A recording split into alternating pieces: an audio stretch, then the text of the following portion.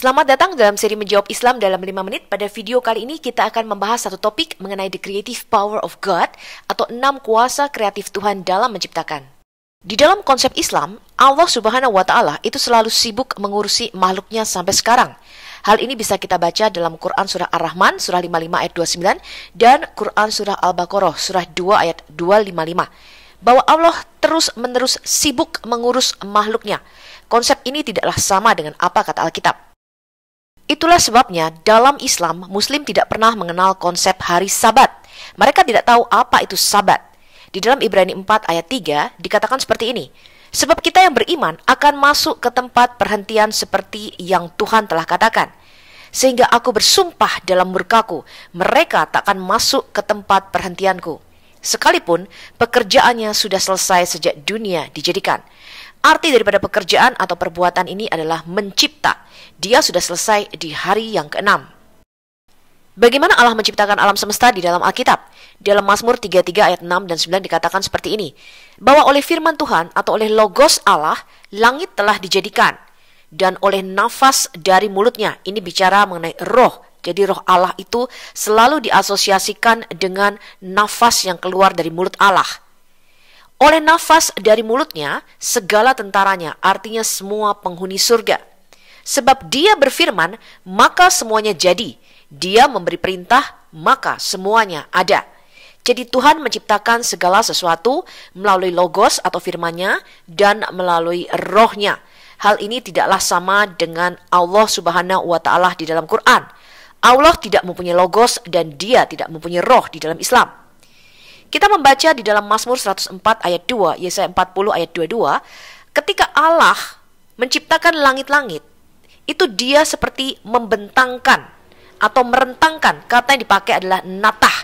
Itu artinya to stretch out, sesuatu yang dibentangkan seperti ketika kita membentangkan kemah atau tenda. Kemudian di dalam Ayub 37 ayat 18, Yesaya 42 ayat 5, Yesaya 44 ayat 24, kata yang dipakai adalah raka, yang artinya memperluas atau merentangkan. Kata inilah yang akhirnya menjadi rakia, yang berarti horizon atau cakrawala.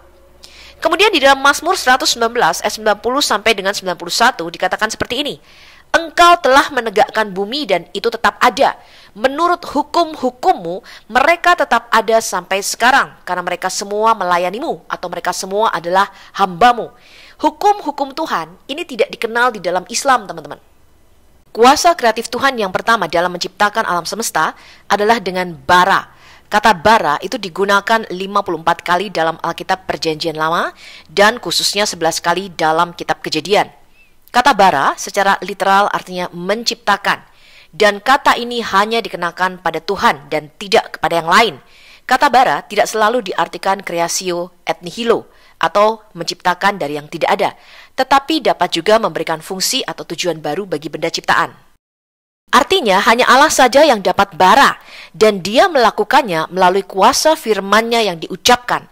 Tuhan tidak hanya menciptakan dunia ini melalui kekuatan firman-Nya, tetapi dia juga memelihara dan menopang, uphold and sustains, seluruh ciptaannya melalui firman-Nya. Ini ada di Ibrani 1 ayat 3. Firman Allah bukan hanya daya cipta, tapi juga kekal dan menjadi satu hukum yang mutlak. Dalam Ibrani 11 ayat 3 dikatakan demikian, karena iman kita mengerti bahwa alam semesta telah dijadikan oleh firman Allah, sehingga apa yang kita lihat telah terjadi dari apa yang tidak dapat kita lihat. Jadi sebelum segala sesuatu diciptakan atau diwujudkan atau ditampakkan, maka segala sesuatu ini sudah ada di dalam benak atau pikirannya Allah. Blueprint dari semua ciptaan sudah ada lebih dulu di dalam logosnya Allah. Kuasa kreatif Tuhan yang kedua adalah dengan asah. Kata asah itu berarti menjadikan, membuat, menempa, bekerja, melaksanakan, atau secara umum melaksanakan suatu tindakan. Jadi kata asah itu berarti di dalamnya ada proses. Kata asah ini muncul kira-kira 2633 kali di dalam Alkitab Perjanjian Lama kita. Kuasa kreatif Tuhan yang ketiga adalah yatsar. Kata yatsar ini berarti membentuk, mempercantik, atau memperindah. Kata yatsar ini muncul kira-kira 63 kali di dalam Alkitab Perjanjian Lama kita. Karena itu manusia itu dibara, diyatsar, dan diasah oleh Tuhan. Kita baca ya Yesaya 43 ayat 7. Semua orang yang disebutkan dengan namaku, yang kuciptakan bara untuk kemuliaanku, yang kubentuk yatsar, dan yang juga kujadikan asah. Kuasa kreatif Tuhan yang keempat adalah banah. Kata banah itu berarti membangun. Membangun kembali, mendirikan seperti mendirikan rumah, memperkuat, memperbaiki, atau melanjutkan. Kata banah ini muncul kira-kira 377 kali di dalam Alkitab Perjanjian Lama kita. Kata banah ini digunakan pertama kali ketika Tuhan membentuk Hawa. Ketika Tuhan menciptakan seorang wanita, itu adalah suatu tindakan yang unik.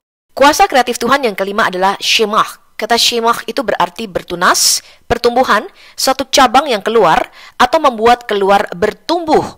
Kata shemah itu muncul kira-kira 12 kali di dalam Alkitab Perjanjian Lama kita. Kata ini dipakai Tuhan dalam kuasa kreatif untuk menumbuhkan tanaman dan pohon-pohon dari dalam tanah. Dan Yesus itu juga disebut dengan shemah atau cabang yang kudus, tunas yang kudus dari tunggul Isai. Kemudian kuasa kreatif Tuhan yang terakhir dan keenam adalah yalat. Kata yalat itu berarti memperanakkan atau melahirkan. Kata yalat itu muncul kira-kira 500 kali dalam Alkitab Perjanjian Lama kita. Ini adalah kemampuan bereproduksi atau bermultiplikasi yang diberikan Tuhan kepada makhluknya melalui benih atau biji, baik dalam tumbuhan, binatang, maupun manusia.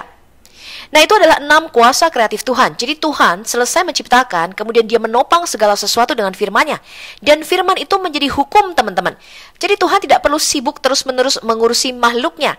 Ini adalah konsep yang berbeda dari Allah Subhanahu wa Ta'ala di dalam Quran dan Tuhan Yodevave di dalam Alkitab kita.